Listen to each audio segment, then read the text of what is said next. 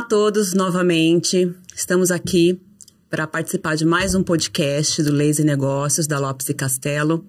Hoje nós vamos conversar sobre um tema que está muito em pauta no momento e é algo atual e que de interesse de todos, que é sobre as mudanças, as propostas de mudança para o Código Civil, relativos, referente às questões digitais, às questões tecnológicas, que é algo que está muito em movimento hoje em dia nas nossas relações, O mundo vai se atualizando rapidamente e a lei precisa se inovar em conjunto, E nós temos aqui hoje a participação da doutora Laura, que é especializada em Direito Digital e Compliance. Tudo bem, Laura?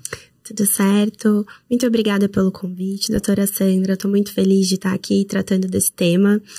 Como você mesmo disse, é um tema que está super em alta. Vamos ter bastante assunto aqui, para desenvolvermos. E, mais uma vez, obrigada. Imagina, a gente te agradece. E temos também aqui Luiz Felipe, também especializado em Direito Digital e Compliance. Seja bem-vindo, Luiz Felipe, novamente. Obrigado, doutora Sandra. Olá a todos. Agradeço por um convite, primeiramente, para falar desse tema tão importante. Igual vocês falaram que está em alta, mas é importante a gente destacar aqui que está em alta no ambiente jurídico, Porque ainda é um tema muito desconhecido, infelizmente. Ainda mais quando a gente fala de evolução no direito digital, que aí não é desconhecido até mesmo no meio jurídico. Exato. Mas com certeza vai ser uma conversa muito esclarecedora. Então estou feliz por estar aqui. Que bom, a gente que agradece a participação de vocês, que inclusive fazem parte do nosso time na Lopes e Castello, estão desempenhando um trabalho muito bom e auxiliando muitos nossos clientes também nessa questão do direito digital e compliance, Como vocês falaram, o direito, ele vai mudando de acordo com a sociedade, A gente aprendeu lá na faculdade que primeiro surgem os costumes, Depois a gente passa para o papel e se torna lei, E quando a gente fala em Código Civil, a gente tem aí uma longa trajetória, O Código Civil é o primeiro, foi lá de 1916, conhecido como Código Civil Bevilacqua, que foi o grande, a pessoa que encabeçou, todas as propostas. E é um código muito rico que nós temos, Eu acho até que é uma lei muito bonita, muito eficaz, muito completa, traz muitas situações e mesmo assim não consegue acompanhar. Em 1975, teve ali um ensaio, primeiro os pensamentos para se fazer uma reforma, que nunca havia acontecido desde 1916. Então, em 1975, começaram um projeto para atualizar o Código Civil.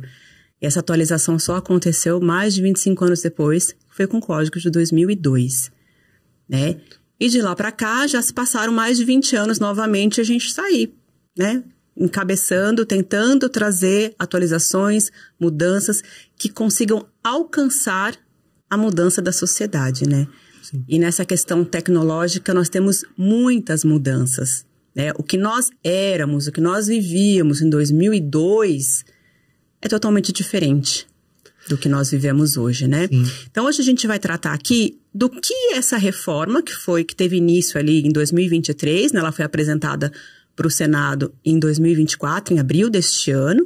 O que traz de novo no âmbito do direito digital? Quais são as principais alterações que estão trazendo? Olha, é difícil a gente falar o que ela traz, porque ela ainda está em tramitação. Esse projeto está lá no Congresso, não lembro exatamente qual caso, mas ele está no Congresso tramitando. Então, é possível que esse texto sofra muita alteração, porque a gente sabe, A alteração de lei no Brasil tem muita política envolvida. Então, talvez isso mude muito no seu resultado final.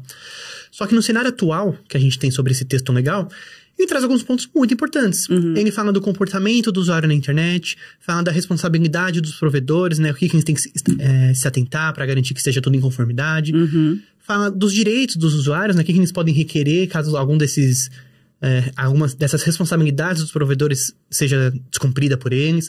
Além de falar, claro, sobre pontos inovadores, como a inteligência artificial, fala sobre propriedade intelectual, fala sobre herança digital, o patrimônio digital, fala sobre identidade digital, que é um ponto um pouco controverso na legislação, mas tá aí para isso, ela tá evoluindo ainda, então ela traz diversos temas nesse sentido.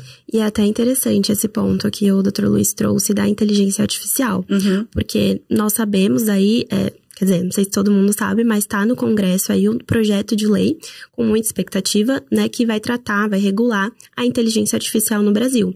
Sim. Então, embora tenha um projeto de lei para tratar especificamente sobre esse assunto, foi também trazido aí no texto da reforma essa parte de inteligência artificial. Então, isso também é uma novidade, é algo que vai impactar também. E fora isso, tem outros temas inovadores também que foram ali dispostos e que com certeza, assim, do que a gente já viu do texto, vão precisar também de uma legislação específica. Tá? Então, é um material muito grande, né, se a gente for pensar, de inovações que estão ali dispostas e que os advogados, quem está no direito digital vai ter que se atualizar. Eu achei até interessante que o Luiz falou, é um assunto muito conhecido por quem é do meio jurídico. Mas eu também acredito que, na realidade, no nosso dia a dia, as pessoas estão inseridas nessa novidade, mas elas não sabem os termos, né? Mas elas sabem ali, tem um contrato digital que você está celebrando, tem uma relação sua na internet, você tem um direito à proteção dos seus dados. Então, são várias relações que estão ali dispostas nesse mundo digital. Sim. Um problema que a gente encontra nesse sentido é que nem você mencionou, né, Olga? Em 75, se não me engano, teve a proposta, né, de atualização do Código Civil, que só saiu em 2002. Né? Então, agora, essa proposta, será que ela vai demorar? Vamos torcer pra que não demore tanto, então, né? Porque aí a lei se torna defasada, né? A gente teve até um estudo de caso, né, recente, que não é uma lei, é uma medida provisória, né, que fala as alterações sobre comércio eletrônico. Essas questões do comércio eletrônico, ele traz ali compra coletiva, né, que é aquele Groupon, são coisas para apagar incêndio, né, que a gente vai usando ali. Nem existe mais, né, então a legislação veio quando o tema já estava esfriando, entendeu? Então a gente tem esse problema aqui nesse sentido também. Será que essa proposta vai vir em tempo hábil para lidar com essa demanda? E até lá, né? Como que a gente vai se socorrer quando tiver um problema, né? E que não se modifique tanto o texto, né? Porque, como o Luiz falou, tem essas questões políticas que ficam ali. Exatamente. E vocês falaram de internet, né? De usuário. A gente sabe que todo mundo utiliza, né? Hoje em dia, a internet. Às vezes a pessoa que está nos ouvindo aí pode falar, não, eu não acesso, meu trabalho não envolve, eu sou um motorista. Mas o próprio motorista, ele também é, de certa forma, um usuário, né? Se for de aplicativo, ele precisa ali se cadastrar, ser um usuário do app, do aplicativo. A própria dona de casa, às vezes em casa, precisa se utilizar, de certo modo, da internet, até porque hoje a própria televisão chega até nossas casas de forma, né, digital, não é mais analógico. E nesse sentido, o que vocês podem nos trazer de informação quanto a alterações em relação aos direitos desses usuários dos serviços da internet?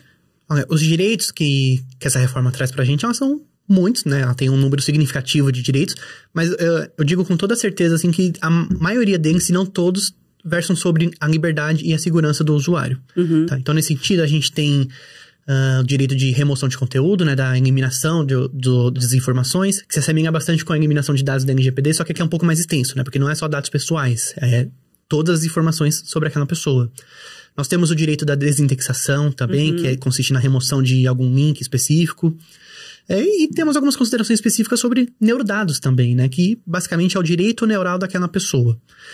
Só que o que é importante a gente destacar aqui nessa questão dos direitos? Esses direitos, eles são aplicáveis não só para a pessoa física, mas também para a pessoa jurídica. Então, se uma empresa ela entende que ela foi lesada, se tem algum conteúdo que pode trazer algum risco para ela pode pleitear esses direitos também. Pode remover esse conteúdo, pode solicitar por essa desindexação. Claro que tudo dentro do possível, né? Uma pessoa jurídica não vai solicitar neurodireitos. Mas, dentro do que for aplicável, essa empresa pode pleitear na justiça por esses direitos. Tanto a pessoa física como a jurídica, então, possuem direitos enquanto usuários na internet. Exatamente. Exato. E aí entra até o interessante da reforma, como eu disse, ela vem trazendo essas situações que a gente já vive. Então, por exemplo, a pessoa jurídica que ali está celebrando um contrato digital com uma pessoa física. Então, ali tem os parâmetros dentro do texto da reforma de como esses contratos têm que ser celebrados. Isso é muito interessante. Tem em relação à questão dos dados também, das nossas informações que estão aí na internet, que estão ali dispostas. Um ponto que eu entendo que vem muito forte no texto da reforma é a questão da privacidade, da intimidade do usuário, tá? Porque a gente vem tendo muitos problemas em relação a isso. Então, cada hora sai uma notícia na mídia de alguém que teve a sua privacidade, a sua intimidade violada, até por uma própria aplicação de internet, né, por um outro usuário, por uma empresa, enfim. Então, é muito importante que isso esteja regulado ali no mesmo texto. Os vazamentos de dados que vira e mexe a gente escuta falar, né, que determinada empresa teve os dados vazados, né, e a gente fica muito vulnerável nessa situação, né? Porque possui valor de mercado, né? As nossas informações. Sim. Inclusive no escritório mesmo, né? Nos últimos meses a gente tem um número considerável de ações de remoção de conteúdo. Né? Que, claro, está previsto nessa reforma também, só que já está previsto no Marco Civil da Internet, então já é uma possibilidade que legalmente é possível de ser feita. Mas, nos últimos meses, a gente teve esse aumento considerável. Então, demonstra que as pessoas estão cada vez mais preocupadas com a sua imagem, vamos dizer assim, né? Nesse ambiente virtual. Sim, exatamente. O que tá ali na internet fica pra sempre, em tese, né? Você pode solicitar aí a remoção, mas depois que alguém viu, tirou alguém um print, printa, alguém exatamente, grava, compartilha. Dá uma sensação de insegurança exatamente. mesmo. Com certeza. E por outro lado, como que as empresas, que são ali as responsáveis por coletar primeiro as informações, por publicar ou por manter, como que elas podem fazer valer o direito dessas pessoas? Como que elas podem estar dentro da legalidade em relação a isso? Olha, alguns desses direitos, eles têm que ser solicitados previamente, né? A gente até deu exemplo aqui da exclusão de dados, já da remoção de conteúdo, da desindexação.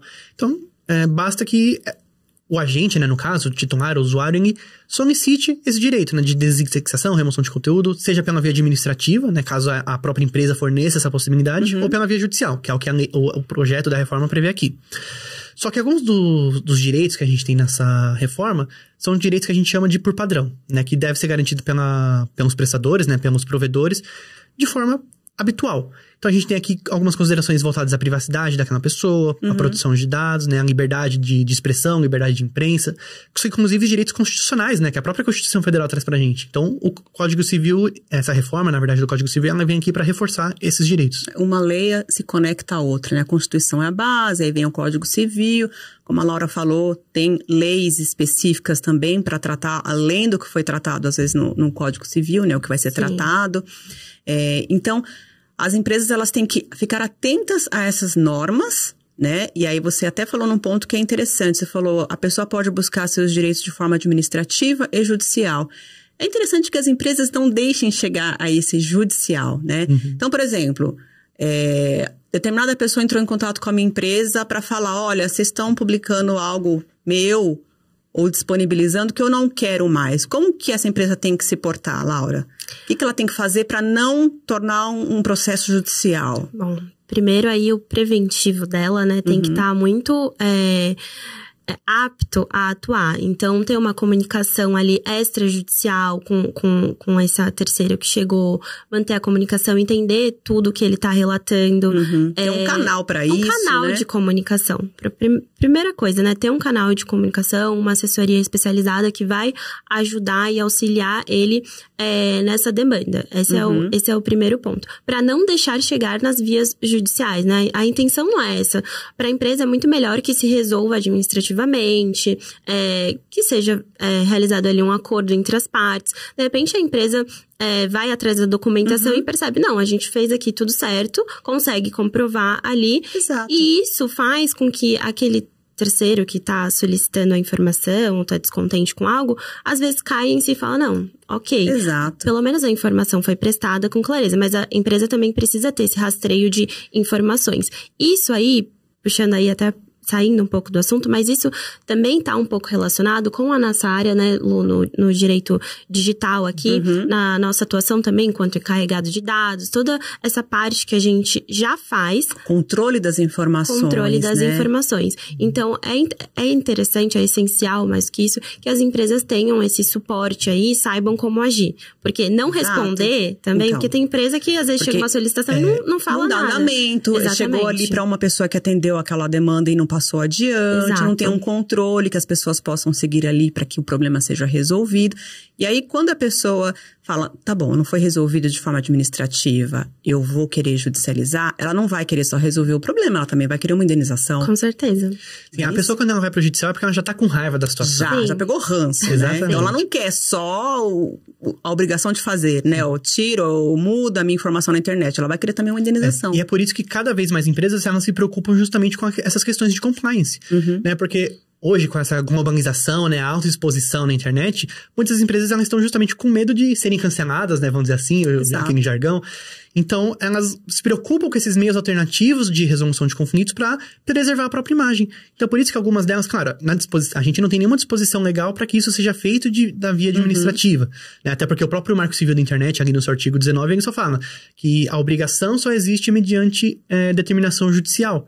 Então, algumas empresas, elas não atuam dessa forma, né? Muitas lacunas ainda, exatamente. Né? Elas não têm essa meio alternativa, vamos dizer assim, de resolução de conflitos. Só que empresas mais preparadas, né, mais estruturadas, que se preocupam com a sua imagem, com o bem social, elas já trazem essa alternativa. Valor de mercado também, né? Se ela deixar ali a imagem dela virar, né, poeira, ela perde um valor de mercado também. Exatamente. Exatamente. E aí, foi questionado, Luiz, essa questão dos direitos do usuário, né, na internet. E a gente tá falando muito das empresas que utilizam esses meios, que tem que estar atenta a tudo isso. Mas o que é importante a gente saber também? Que as plataformas, né, elas vão ter que se adequar. Sim. Então, aí surgindo um monte de direitos, né, vão estar dispostos nesse texto da reforma, mas e as plataformas? Quais medidas elas vão ter que ter atenção? Então, elas vão precisar ter conhecimento desse texto que está vindo aí com a reforma. Sim, se adequar, fazer as medidas de avaliação dos seus sistemas. E é um ponto que, com certeza, assim, mais pra frente, isso a gente deixa talvez até para um outro podcast, quando a gente tiver esse mais texto né? promulgado. Mas em relação à moderação de conteúdo, vai dar muito o que falar, tá? É um ponto que vai render bastante assunto, mas a gente pode deixar para um outro momento isso. Isso, porque é muito importante as empresas saberem, né? Que às vezes elas não querem ter um gasto para se colocar dentro da lei, dentro dos conformes, né? Porque ela vê isso como um gasto, mas na verdade não é um gasto, é um investimento, porque a gestão de risco, ela é muito mais em conta do que a gestão de crise. Com certeza. Depois que o problema aconteceu, o prejuízo é muito maior, né? Então, às vezes é melhor investir nesse preventivo. Vocês falaram um pouco atrás aí em relação à questão da desindexação, que as pessoas têm o direito à desindexação. Para a gente esclarecer isso para as pessoas, o que seria essa desindexação? Olha, a desindexação ela consiste basicamente numa remoção de um link específico para limitar o acesso a um determinado conteúdo. Tá? Não seria uma eliminação de dado propriamente dita, porque a informação ainda existe no site original, vamos dizer assim. Tá? Então vamos dar um exemplo. Olha, saiu uma notícia no G1 que o Zé Maria não enxerga absolutamente nada sem óculos. Né? Que todos nós estamos de óculos, né? Acredito que seja o nosso caso também. Eu sou o Zé Maria, com certeza. Mas a notícia foi sobre o Zé Maria. O Zé Maria vendo aquela notícia, ele entende que, olha, isso aqui é um pouco abusivo, é um pouco danoso, pode me prejudicar de alguma forma. Detran está me exigindo que minha carteira saia com óculos, exatamente. Né? Não tem nenhuma finalidade legítima, né, para o G1 publicar uma notícia dessa, né, porque liberdade de imprensa não seria aplicável aqui, porque não é uma pessoa pública, não é nada nesse sentido. Então, o Zé Maria ele vai solicitar essa desindexação. Igual a gente falou, ele pode fazer pela via administrativa, pode fazer pela via judicial, mas suponhamos que isso dê resultados, né? Ele consiga essa desindexação. O que vai acontecer na prática? As plataformas de busca, né, um Google, um Bing da vida, por exemplo, não podem colocar esse conteúdo nos seus resultados de busca. Então, se eu colocar Zé Maria não enxerga nada sem óculos no Google, não vai aparecer nenhum conteúdo. Só que o conteúdo não foi eliminado. Se eu entrar lá, ele só não é encontrado. Exatamente. Se eu entrar no site do G1, eu ainda consigo acessar essa notícia. Porque eu não solicitei pela remoção dela. Se eu tiver o endereço do link completo, eu consigo acessar, Sim, então. Consegue, exatamente. Ele só vai limitar o acesso a essa informação. Tá? Inclusive, esse é um ponto muito interessante na legislação, porque a reforma ela traz alguns pontos exemplificativos, né? O que pode ser usado como remoção... Como remoção, não. O que é passivo de desindexação. Né? Isso abre margem para a gente abrir ações judiciais de qualquer natureza, né? Por exemplo, olha, uma remoção de conteúdo do Jus Brasil. A gente tem o princípio da transparência da justiça, mas será que o Jus Brasil é a plataforma adequada para juntar todo esse conteúdo processual sobre minha pessoa? Eles têm a legitimidade necessária para isso? Porque se eu precisar de uma informação processual sobre a pessoa, eu posso ir ali no site do TJ, né? Solicitar uma certidão de andamento processual e ver ali as informações que eu preciso. O princípio da transparência e da justiça já estaria garantido. Então a gente teria que ver essa questão da legitimidade, que justamente por essa, não vou dizer lacuna, mas essa margem de interpretação dentro da reforma traz essa possibilidade de ação no judicial. Então, não é só os casos que constam ali na proposta que serão aceitos como parâmetro, isso, né? Não é um rol taxativo que tem ali, é exemplificativo. Então, podem surgir diversas situações a partir de promulgado, né, o texto da proposta. Essas situações já existem, né? Já. Na prática, mas com o texto da reforma fica mais reforçado. Então, juridicamente até falando, né, pra gente ter legitimidade para fazer essas solicitações. Eu já vi, assim, já tive conhecimento de situações dessas. Em alguns casos, por exemplo, que o Luiz Felipe falou do Jus Brasil, né? Algumas empresas ou até pessoas que foram em algum momento processadas, né? Sofreram uma ação judicial, elas não querem que aquela informação conste ad eterno ali, né? Para todo mundo ver. Então, muitas vezes, eles até nos solicitam ajuda nesse sentido. Falam assim, olha, o processo já acabou, eu fiz acordo, não tem mais razão daquilo estar ali, né? É porque imagina, toda vez que alguém passou, sei lá, 10 anos, aí alguém vai procurar seu nome, tá aquela situação ali. É chato, né? Sim. Então, ninguém quer que isso fique pra sempre. Precisa ter um limite de tempo pra essa situação. E é por isso que a gente precisa da atualização, né? Das normas, das regulamentações, porque acaba que as próprias normas entram em conflito, né? Se de um lado eu tenho a norma de que o processo ele tem que ter publicidade, transparência. De outro lado, tem uma pessoa que está se sentindo incomodada com essa total transparência. Exato. Sem fim. Aquilo pode prejudicar ela, né? E como a gente já falou lá no começo do podcast, tudo que tá na internet, ele acaba tendo um valor. Então, pode não ter um valor econômico, mas pode ter um valor pessoal pra você, pra sua imagem, pra aquilo ficar ali. Isso, consequentemente, pode gerar um valor econômico. De repente, alguém vai ver aquele processo e não vai querer contratar com você. Não vai querer te contratar pra própria empresa, se você for alguém CLT. Então, isso tem uma repercussão, né, pra você. Pra pessoa que pode estar atrapalhando, né? Inclusive, eu já vi casos de empresas, inclusive, que se incomodam quando a pessoa sai da empresa e não atualiza, por exemplo, o LinkedIn.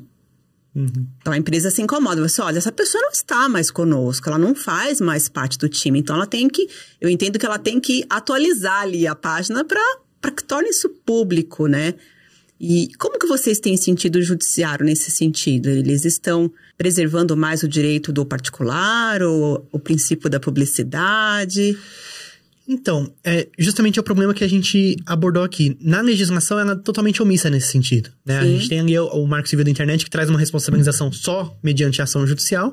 Então, não tem muita responsabilização nesse sentido. Só que o que a gente costuma ver é justamente essa preferência pelo indivíduo, né? Até porque são as grandes corporações, as big techs, né? Agindo em desfavor do titular. Só que a gente entra de novo nessa questão. Até que ponto a gente pode responsabilizar essas big techs, né? Porque o Marco Civil da Internet, ok, ele fala ali da responsabilização mediante decisão judicial. Só que o que acontece se a empresa não cumprir? A gente não tem muito resultado.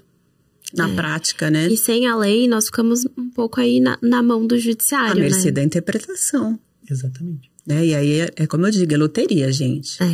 É loteria, porque você não sabe... Cada estado pode ser uma coisa. Cada estado pode ser uma coisa. Dentro do mesmo estado, cada juiz pode pensar de um jeito. Então, assim, você entra com pedido em algumas situações, mas você não sabe bem como é que aquilo vai acabar, né? Sim. É por isso que esse projeto, né, da reforma do Código Civil é muito importante. Ele traz previsão de temas que ainda vão existir, né? A questão da identidade digital, por exemplo. Mas ele traz temas atuais, da nossa vivência já, né? Remoção de conteúdo. Traz questões ali, igual você comentou no começo, da inteligência artificial, de contratos. Então, ela é muito importante nesse sentido. E algo que eu vejo o pessoal falar muito, e é uma coisa que está fazendo parte do dia a dia das pessoas, né? É em relação ao que vocês comentaram também lá no início, sobre o patrimônio digital. Né? Eu até comentei que nossos dados acabam tendo um valor de mercado, né? Isso. Mas existe algo que se chama patrimônio digital. O que exatamente seria isso? E o que traz essa proposta de mudança do código em relação a isso? Olha, essa é uma parte que eu gosto muito. E o texto da reforma, ele entende, né? Ele conceitua o patrimônio digital como os ativos intangíveis, né? Que estão ali, imateriais também, que têm valor econômico, cultural, né? Um valor pessoal, tá? E estão no ambiente digital. Na prática, o que isso significa? São os nossos bens digitais. Tá? Então, o texto da reforma, ele traz alguns exemplos, que fica até mais claro pra gente entender, mas não estão limitados também somente a esses exemplos. Tudo pode mudar, né? Tudo pode mudar. A cada dia surgem novos patrimônios, bens digitais, então isso vai evoluindo também. Então, alguns exemplos que ele traz ali do patrimônio digital são os dados financeiros, todos nós aqui temos, são as milhagens aéreas, algo muito comum, muitas pessoas usam. São as nossas contas na mídia social, também algo super comum. Temos os tokens fungíveis, temos os jogos cibernéticos, as contas de games também, que é um mercado muito forte, tá? Tem valor muito agregado nisso. Nós vemos, né? Até saiu uma notícia. Cada vez mais, né? Uns bonequinhos que o Neymar, num jogo, utilizava, que valia milhões. Todo mundo falava, mas aquilo nem existe, tá no mundo virtual. Então, mas tem um valor agregado. Aquilo, imagina o valor. Os dinheirinhos que a gente coloca. Imagina ali, o valor da conta do Neymar num jogo. A gente, no momento, talvez não consiga nem dimensionar, mas tem muito valor agregado a isso.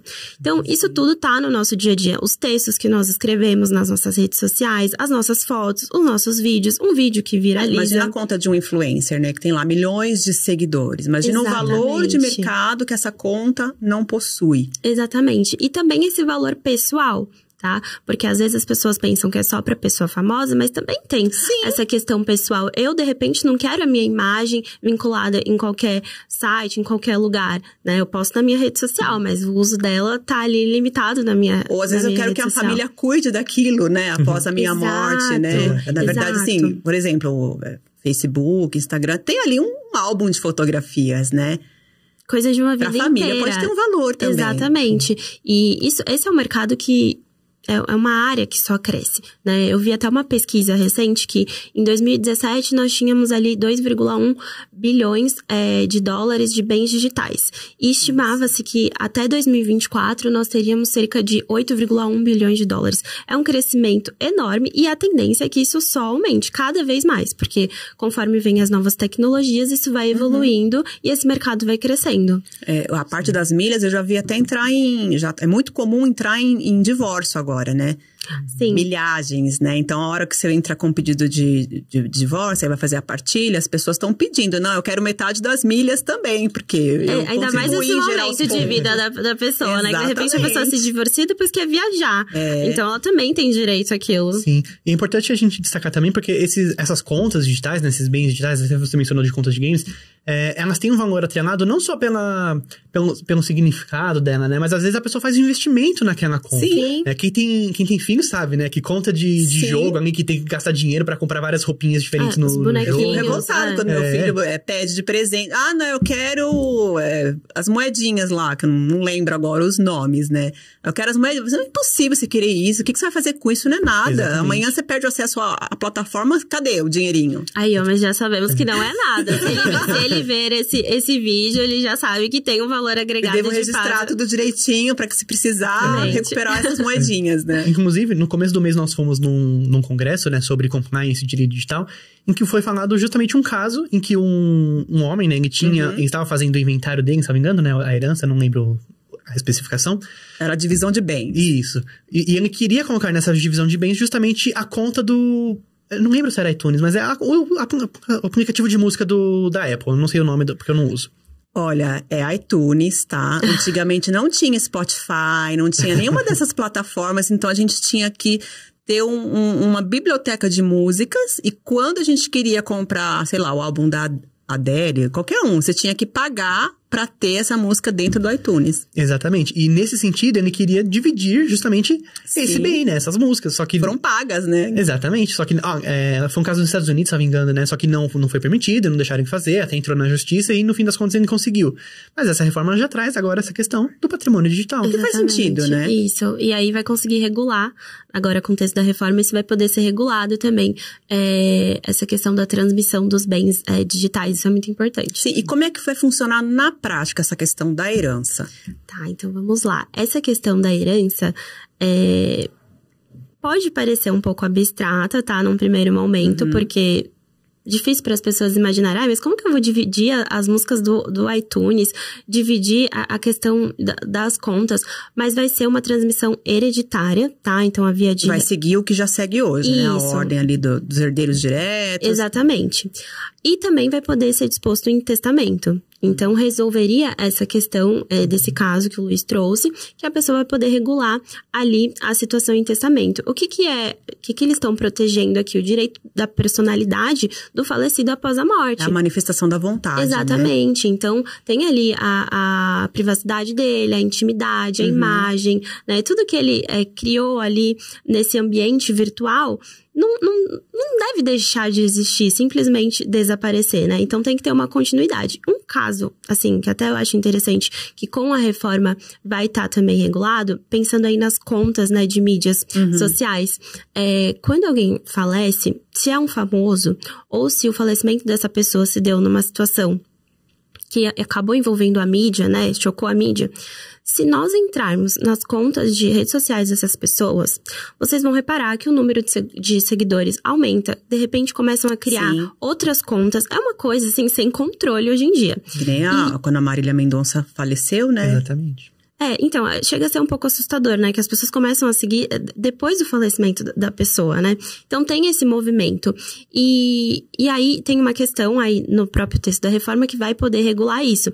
Então, os herdeiros vão poder solicitar a exclusão da conta ou converter ela em um memorial. Que é muito interessante. Então, a da Marília, por exemplo, poderia ser convertida em memorial se não tiver uma disposição de vontade aí do falecido.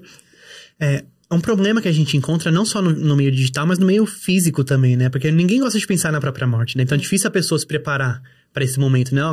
Como que eu vou separar meus bens? Como que eu vou, ainda mais agora, bens digitais também, né? Minhas contas, como que eu vou ver quem vai ter acesso às minhas informações? E é por isso que a reforma... Quem vai gerenciar, né, tudo isso. Exatamente. E por isso que a reforma também, ela traz uma disposição de que, caso o brasileiro falecido, né, ele não deixe nenhum representante legal, não deixe nenhum herdeiro responsável sobre essas contas são automaticamente eliminadas depois de 180 dias. Então, se a reforma for aceita, né, da forma que ela está agora, é importante já colocar essa informação também. E como que seria feito esse controle? Então, aí as plataformas vão ter que se ajustar. Vai ser pedido que nem o INSS faz, pedido de vida, de prova de vida. A cada 6 meses você tem que mostrar Pode que você ser, tá ali mas as ainda. plataformas, elas vão ter que se movimentar pra se ajustar, porque a lei vai estar ali. E eu sei que às vezes tem até essa resistência, né? Isso não vai pegar, mas nós estamos falando do Código Civil, né? Não é qualquer lei aqui, e mesmo que fosse, deve ser cumprida, né? Mas é o Código Civil. E o projeto, ele não aborda especificamente como isso deve ser feito, né? Então acredito que cada plataforma poderá adotar suas regras específicas, né, sobre como esse controle vai ser feito. Mas uma possibilidade que eu enxergo aqui é você, como herdeiro, por exemplo, você pode não ter tido autorização, vamos dizer assim, para acessar aquela informação, né? Mas a partir do momento que, o seu ascendente faleceu, você é o único herdeiro ali daquela informação, mas ele não deixou você acessar aquela informação, apresenta para essa rede social, por exemplo, um Facebook, vai da vida, o atestado de óbito. Seria um pouco excessivo? Eu entendo que sim, mas seria uma alternativa para você conseguir eliminar essa conta depois desses 180 dias. Então, se a pessoa não deixar por escrito, de acordo com o projeto, passou 180 dias, em tese, essa conta seria encerrada. Então, ninguém teria acesso, nem herdeiro, nem ninguém. Porque aqui a gente está trabalhando na hipótese da privacidade do falecido, né? Será que só porque a pessoa faleceu, ela não tem direito à privacidade das suas informações? Será que ela quer que os filhos dela, né, os herdeiros, tenham acesso àquelas conversas que ele tinha com outras pessoas? Exatamente. E aí entra um ponto muito interessante, né? Se nós colocarmos os nossos celulares em cima da mesa, ou na mesa de um almoço de família, vocês deixariam qualquer pessoa da sua família ver as conversas que vocês têm no celular? Então, a conversa com o seu psicólogo, a conversa com um companheiro, a conversa com seus amigos, a conversa, às vezes você falando de algo sobre o seu filho, né? Não por mal, mas as coisas acontecem. Ou eu falando de algo sobre falando mal do cunhado, né? Da sogra. Porque não, gente. A gente tem que pensar também nessa questão, né? Tem a intimidade do falecido, Sim. mas também tem a intimidade dos terceiros. Individualidade, né? E das pessoas que ficam. Exato. E de quem fica? Porque a pessoa faleceu, tudo bem, né? Tem que ser respeitada a privacidade dela, eu concordo com isso. Mas e os terceiros que ficaram, que estavam aí nessa conversa? Eles também têm direito a sua intimidade ser preservada, porque eles trocaram ali informações numa conversa com o falecido, e não é porque depois que a pessoa morreu que isso se acaba, isso se esgota. Então, o texto da reforma, então, previu isso, né? Essa questão do sigilo das comunicações, tá? Então, a regra é essa, que não vai poder ser acessada as informações das conversas privadas. Existe essa regra, tem a exceção, né? Que os herdeiros vão poder solicitar aí via autorização judicial, né? Deixe comprovada uma real necessidade, e aí na sentença o juiz vai poder delimitar o que pode ser acessado ou não. Tá? Então, preservando aí, como eu disse, os direitos da personalidade do falecido. Como o Luiz também falou, as pessoas não gostam de pensar sobre isso, não gostam de falar, ninguém gosta de falar, mas e quando eu morrer? Mas tem coisas que a gente precisa pensar, né? Às vezes a pessoa vai do nada, a gente não espera. Então, pra quem que vai ficar meu celular, o meu acesso às minhas conversas no WhatsApp? Quem que vai ter acesso àquilo? Precisa ser pensado sobre isso. Com certeza, depois da reforma, esse assunto vai estar muito em alta, mas é importante a gente difundir essa informação para que todos, né, tenham esse conhecimento. Não seja algo muito selecionado, né? Sim. Só nós, do meio jurídico, conhecemos isso. Não é interessante pra gente, é interessante que toda a sociedade conheça essa informação. Sim, e mesmo que ainda não tenhamos aí um Código Civil mais moderno em vigor, havendo essa necessidade hoje, as pessoas podem se socorrer do judiciário, né? Até porque a gente sabe que é muito comum hoje em dia as fraudes, né? Sim. Exatamente. Então, se, por exemplo, um ente seu próximo faleceu, você poder pedir para, de repente, a justiça oficiar, sei lá, o Facebook, Instagram e qualquer outra plataforma para encerrar a conta, pelo menos, é um direito, né? E protege também, inclusive, a sociedade de golpes. Sim. Exatamente. Inclusive, teve um caso também, eu estou cheio de caso, né? Acho que foi nos Estados Unidos também, ou na Inglaterra, não lembro especificamente o país. Mas que uma jovem, né, uma adolescente, ela se suicidou. E a mãe queria ter acesso às suas redes sociais para ver o que poderia ter motivado aquilo, se ela conversou com alguém. Ela, exatamente. Né? Ela fez essa solicitação pra rede social, não lembro agora qual que era especificamente a rede, mas ela fez essa solicitação pra rede e não foi aprovada. Né? Justamente porque não tinha essa determinação legal, não tem essa obrigação de divulgar essas informações. Ela foi na justiça e eventualmente conseguiu a informação, né? Conseguiu resolver aquele problema. Não sei se identificou o que levou ao suicídio, né, de fato, mas ela conseguiu, teve esse acesso garantido. Então é importante a gente destacar aqui que mesmo sem essa disposição legal, já são casos que, igual você falou, na prática já acontecem um pouco. Até porque existem muitos crimes que são cometidos no ambiente digital, né? Sim. Até para se apurar isso, é preciso, às vezes, ter acesso. Sim. Exatamente. Né, às informações. De uma maneira geral, nós, enquanto seres humanos, enquanto uma civilização, nós estabelecemos muitas vontades, né? Precisam ser reguladas entre pessoas. A gente não vive numa ilha sozinho. A gente precisa se relacionar com as pessoas e, a partir disso, estabelecer relações. Hoje nós temos já, e há muito tempo, essas relações estabelecidas pelos contratos, né? Que nós fazemos, né? E que já vem sofrendo algumas mudanças no mundo, né? Antigamente a gente tinha que comparecer no cartório, assinar o contrato, reconhecer firma do que está sendo assinado.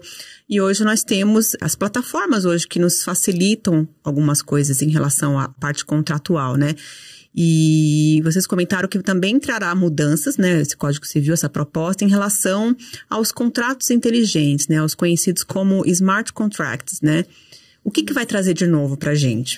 Perfeito. Para nós que já somos dessa parte de direito digital, esses contratos inteligentes, já é uma realidade. Já. E aí, ele vem ali regulado no texto da reforma. Então, esses contratos inteligentes, eles são os contratos firmados por um meio computadorizado, né? Por meio de algoritmos. São preenchidos requisitos e esses protocolos ali formam esse contrato, estabelecem as obrigações, a execução. O interessante desse texto da reforma, ao regulamentar essa questão, é que ele traz requisitos, tá? Então, para os advogados que estão assistindo se acalmarem, né? Existem requisitos para esse contrato ser formado, porque, via de regra, ele é sem a intermediação de terceiros. Então, é um algoritmo que forma ele e pronto. Mas ele deve cumprir requisitos de auditabilidade, de interrupção de término seguro, de controle de acesso. Então, a proposta trouxe alguns requisitos, alguns parâmetros que devem ser observados. Não é somente, vou criar um contrato aqui com esse sistema de computador e pronto, está resolvido, não precisa mais de advogado, contador, nada. Tá ótimo. Muita gente vai gostar, né? Porque aí não tem aquela revisão do advogado que vai Sim. Mas não, tem ali requisitos que precisam ser cumpridos, que inclusive um profissional que já atua nessa área vai saber observar se aquele contrato criado por meio desse sistema vai estar adequado se ele tem validade jurídica. Isso, exatamente. Né? Porque hoje já existem esses contratos, né? Só para o pessoal que está assistindo a entender um pouquinho. Não é que hoje em dia a gente não pode estabelecer, né, essas relações via plataforma digital. Elas já existem, né? A lei só vai trazer maior segurança jurídica e trazer requisitos, não é para isso. Né? Bacana. E isso significa, então, que todo negócio celebrado no ambiente virtual, digital, vai precisar ter esse contrato, então? Não necessariamente. A reforma ela traz um pouco mais de flexibilidade nesse sentido. Ela vai dizer que basta que haja um acordo de vontades entre as partes, que haja responsabilidades e direitos e deveres entre as partes estabelecidos, para que se estabeleça uma situação jurídica, né, que seria, propriamente dito, uma relação contratual. Então, isso significa que, se essa reforma for aprovada dessa forma, legalmente falando, eu não preciso necessariamente firmar um contrato. Claro que é uma boa prática, é recomendado que sempre tenha um contrato formalizando tudo aquilo, mas, num ponto de vista legal, né, se essa reforma for pra frente, basta que eu consiga comprovar essas responsabilidades. Mas, claro, vai ter uma análise por trás disso, né? Vai ter que ver a capacidade civil daquelas pessoas, né? Até porque no meio digital, igual a gente já abordou aqui, tem muita criança e adolescente que não tem capacidade civil para firmar nenhum contrato. Tem muita fraude também, né? Exatamente. Vai ter que ver se aquela pessoa tem legitimidade para firmar aquele negócio, se ela é, de fato, capaz, né? Preenche os requisitos legais, né? Para assumir obrigações, né? Exatamente. E é até interessante esse gancho que vocês trouxeram, né? Nesse negócio digital. Né?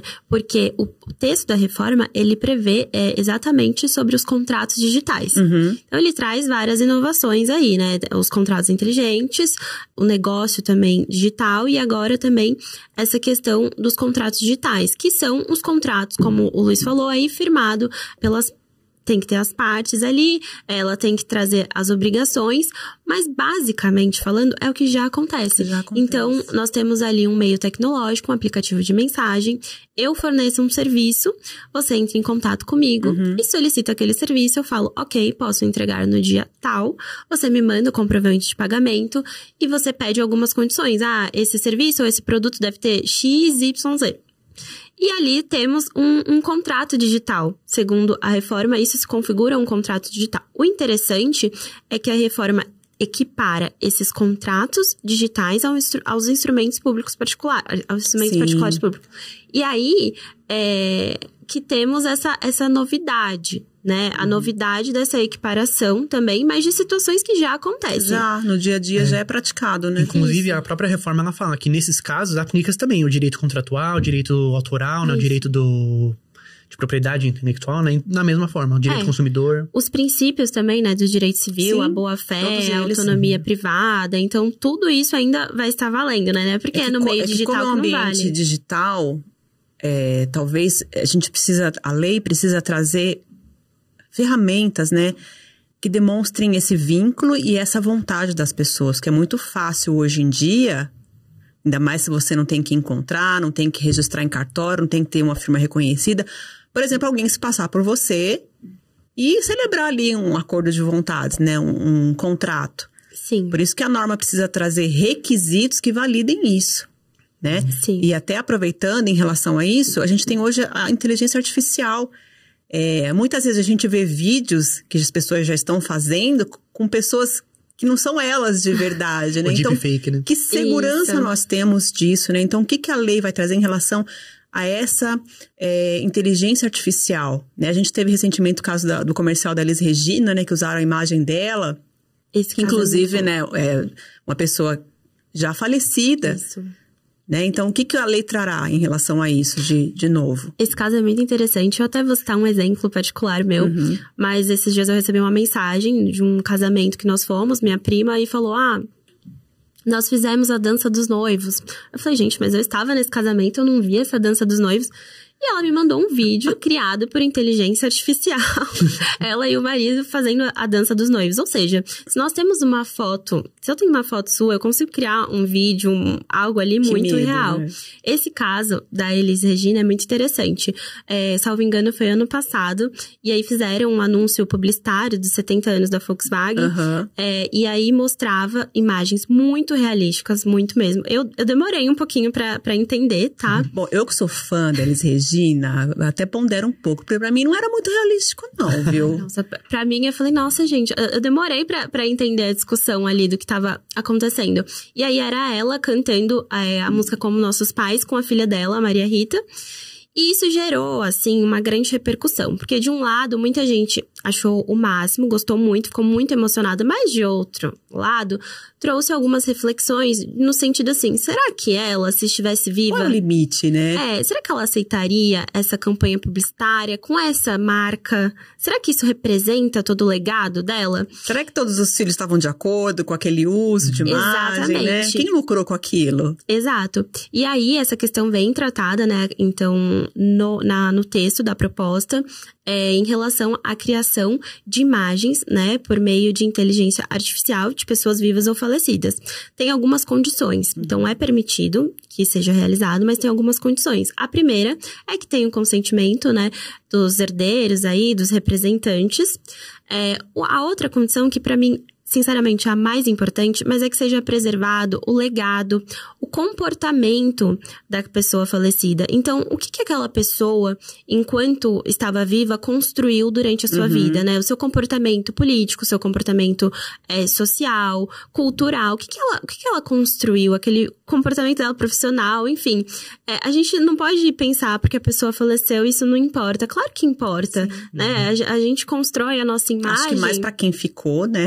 Verdade. Exato, mas até pensando depois que a gente falece, será que eu quero determinada coisa vincular aquilo, vinculada, né? A mim, né? E aí tem outras condições que tem que estar dentro da legalidade, claro, e para anúncios publicitários precisa realmente dessa autorização de todos os herdeiros. Então, veio regulado, é possível utilizar, mas tem que principalmente se atentar a essa questão... tem que fazer sentido, Tem que né? fazer sentido, né? Essa questão de preservar a dignidade da pessoa, né? Porque a pessoa faleceu que a gente não vai preservar isso. Você não vai colocar, sei lá, o diretor do Greenpeace num comercial de uma pretoneira, né? Por exemplo. Exatamente. Exato. Não faz sentido. E já pra gente caminhar aqui pro final dessa nossa conversa, né? Que a gente vai perdendo noção do tempo aqui, né? Bate-papo vai fluindo. A gente falou muito dos joguinhos, né? De criança. Você falou de comercial que tem vários regramentos, né? A gente não pode esquecer também em relação às crianças e adolescentes, né? Que às vezes estão mais conectados a esse mundo tecnológico do que a gente até.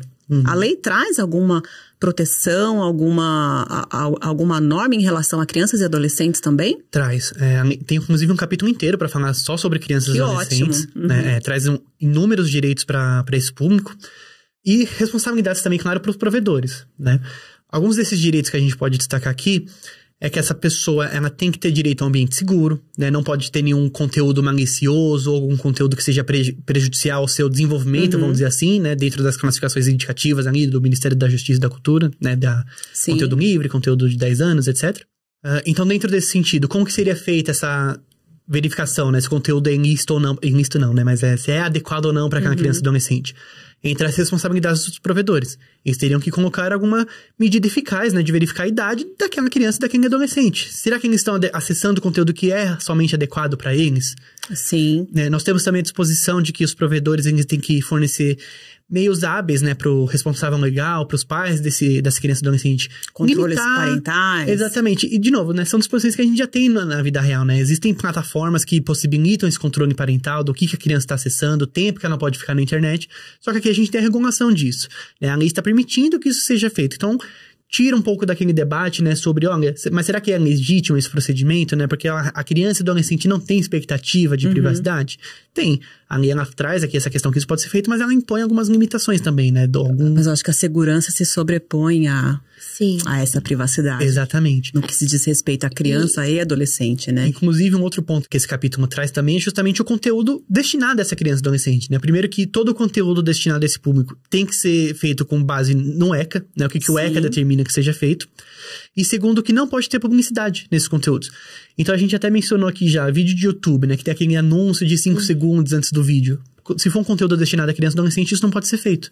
Não importa que o anúncio seja, é um brinquedo infantil. Não pode ter publicidade nenhuma nesse tipo de conteúdo. Não pode induzir a criança ao consumo, né? Exatamente. Esse é um dos pontos polêmicos também, porque eu quero, né, tô nessa expectativa de ver as plataformas se adequarem a isso. É só assim pra ter esse controle. É complicado porque nós temos conteúdos que são especificamente, né, voltados a esse público que precisam dessas microtransações, vamos dizer assim, né? Até a questão do joguinho que usa as moedinhas que você comentou, doutora. Então, é um conteúdo destinado a criança e adolescente que fazem essa publicidade desse anúncio, né? Olha, compra essa moedinha que está em promoção, está uma oferta muito incrível nessa moedinha. Se você comprar essa moedinha, você vai ganhar outro baú aqui cheio de itens. Essa questão de induzir a criança a formar coleções, né? Exatamente. Adquira que você vai ter mais um personagem, você vai conseguir a outra roupa do personagem.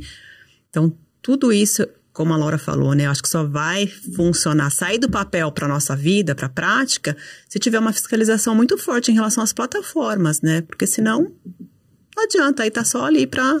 Sim, mas é assim, eu, esperançosa, acredito que vai ter nesse sentido, depois que o texto estiver aí promulgado, estiver em uso, eu acredito nisso.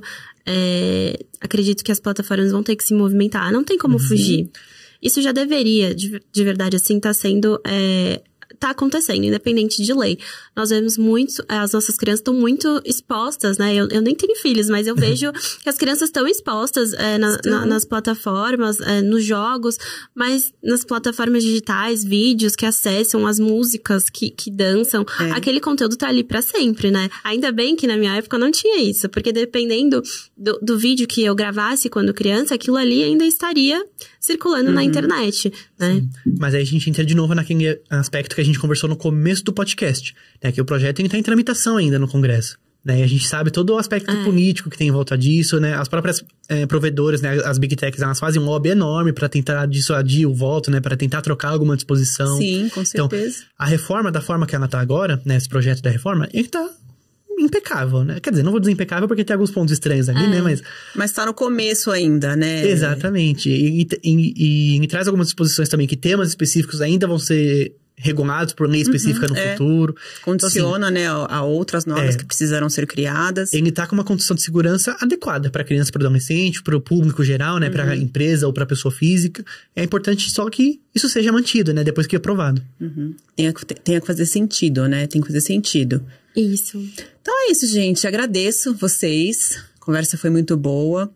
É um assunto que, como vocês disseram, não tem fim. Amanhã tudo pode mudar, porque no que diz respeito à tecnologia, os hábitos da sociedade, tudo precisa sofrer uma adequação, né? Para fazer sentido pra gente.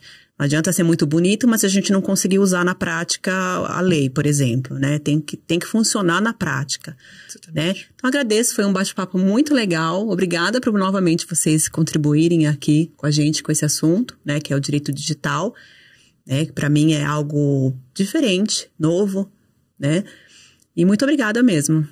Muito obrigado, doutora. Eu que agradeço a participação e nós ainda vamos voltar quando esse texto estiver aprovado aí pra ver como se desenvolveu. E vamos esperar que não tenha sido alterado muito, né? Sim, torcemos. Ou não, né? Depende de como a sociedade se comportar, né? Às vezes algumas mudanças serão necessárias, né? De acordo com os costumes.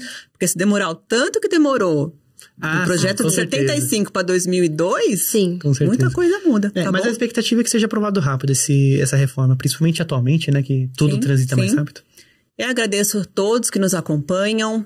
Não esqueçam de curtir, né? De seguir o nosso canal, de curtir, colocar lá, ó, marcar o sininho para ser lembrado de quando a gente vai colocar conteúdo novo no canal.